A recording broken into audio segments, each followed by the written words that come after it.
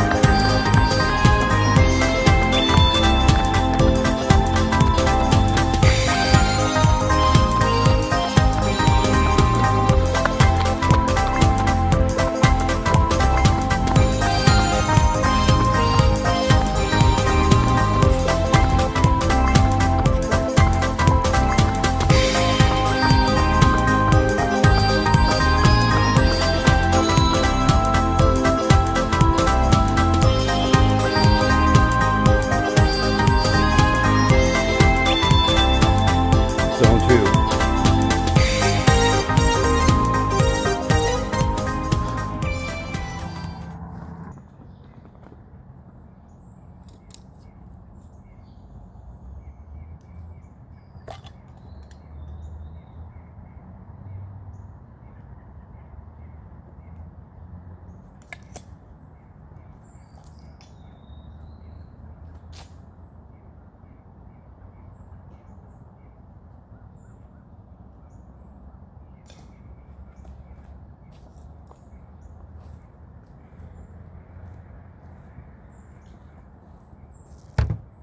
And here we are 15 weeks later.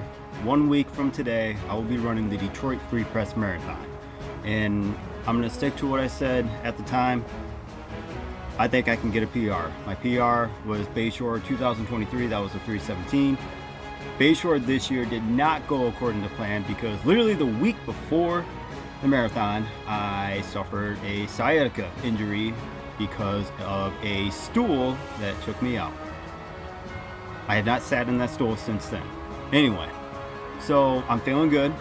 A little tired just from outside reasonings, but my body, legs actually feel really good. The training in this block has been, let's just say it's all in.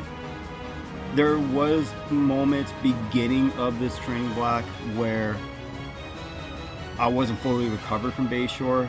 Not physically, but just mentally, just because of just stress and still coming off of that sciatica injury that I pushed through 26 miles running that race. I still look back and think, like, how did I manage to run through that race, even with the last 5 miles? It's something I'm proud of because I learned from that race that there's a lot more, there's something more in me than I realized.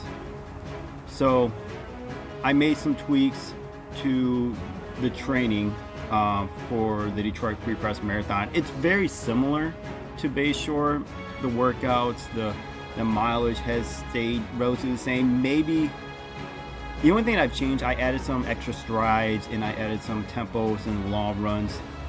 I wanted to do a lot of my long runs ending in a negative split and at least going over one bridge, because you go over the Ambassador Bridge in Detroit right when you hit the 5K mark, and that's a good mile if I remember correctly. You're definitely going on a long incline, and of course you're going to decline, and your quads are going to feel it.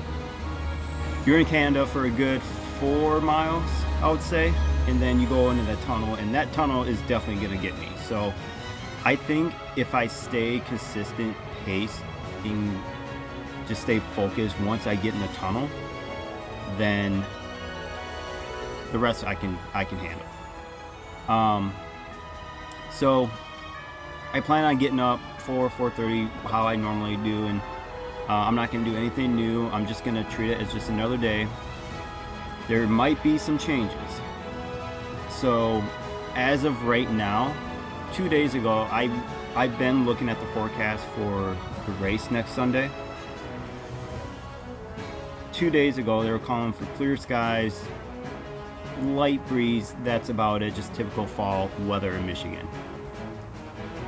I checked last night when I got home from work, they're calling for rain. Now, I ran in many races, half marathons, 5Ks, in rain conditions. Even long runs and workouts in rain. It's nothing new to me. Actually, I love running in the rain. Here's the thing. I think all this year, the entire 2025 year, I had a total of 4 runs that I ran in the rain. And in this training block, I've only ran in 2. This past Tuesday in Carlton, just an easy 4 miles in the beginning of my taper. And I want to say it was about 3 weeks ago, I did a 15-mile long run. And the rain came pouring down on my last mile. And actually that workout, I was just going to do just an easy run, 15 miles, just to get the mileage in. And then I saw the rain coming, and I saw behind me the rain clouds, dark skies, and I just, all right, well, change it to tempo, and almost made it. That would have been one of my biggest running flexes of my career. But it is what it is. So whatever the weather is going to be, rain, wind, cold, sunshine, it is what it is. I'll be ready. I'll be ready for whatever. So I'm going to start in a pace group. My goal is a 3:15. If I can get a 3:10, that will be amazing, but I don't want to get too ahead of myself. I just want to run a smart, consistent race.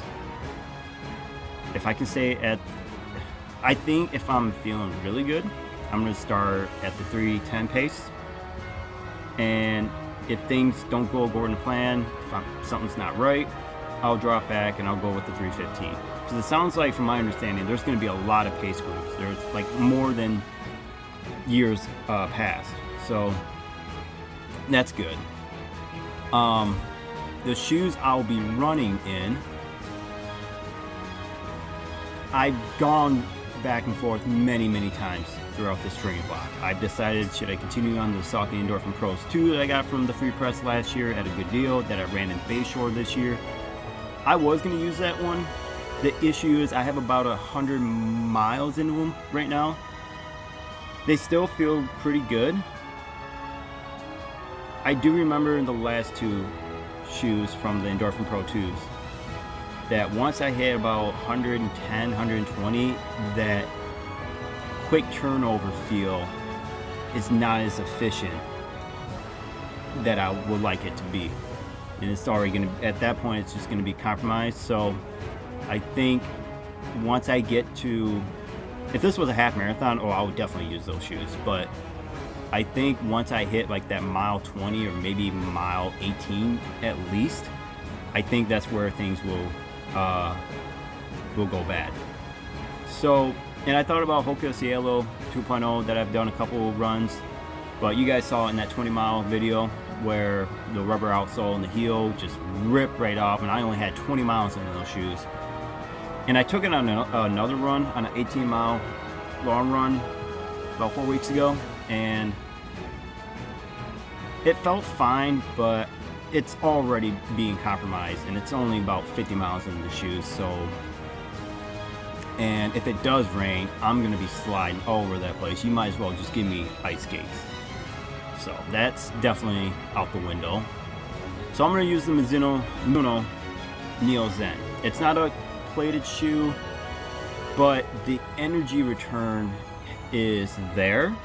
And as someone that heel strikes on the lateral side, that works to my advantage. And I ran that shoe in the Crim back in August, and I stayed a really good consistent pace. And I think that shoe will work really well for me. Yeah, it's not the plated shoe, that spring effect, but the energy return is up there, and I think that's what I need for my life. Also, it's just the shoe that I've been running a lot in all my long runs. It's a shoe that I really like. It's comfortable for me. It fits perfectly well for my feet. It's a shoe that you can use in tempos, easy, long runs, and it's a shoe that you can use for more than one purpose. So, like I said, I'm not going to do anything new. Going into the race, I'll probably take a caffeinated gel, about 10 minutes before the gun goes off, and I'm probably going to take a gel like every 4 to 5 miles, or 30 minutes to 45 minutes, just to keep my glycogen up. I've been practicing with gels throughout a couple of workouts in the training block, so I'm feeling really good. I'm just going to go in with the positive mindset, just stay locked in, stay focused, and I'm going to get this PR. And I'm very confident I will. At mile 20, that's when the actual race starts, and this is years past when I ran marathons, even Bayshore earlier this year. Like, I've always been nervous. But for this one, I'm actually looking forward to it. I'm actually looking forward to the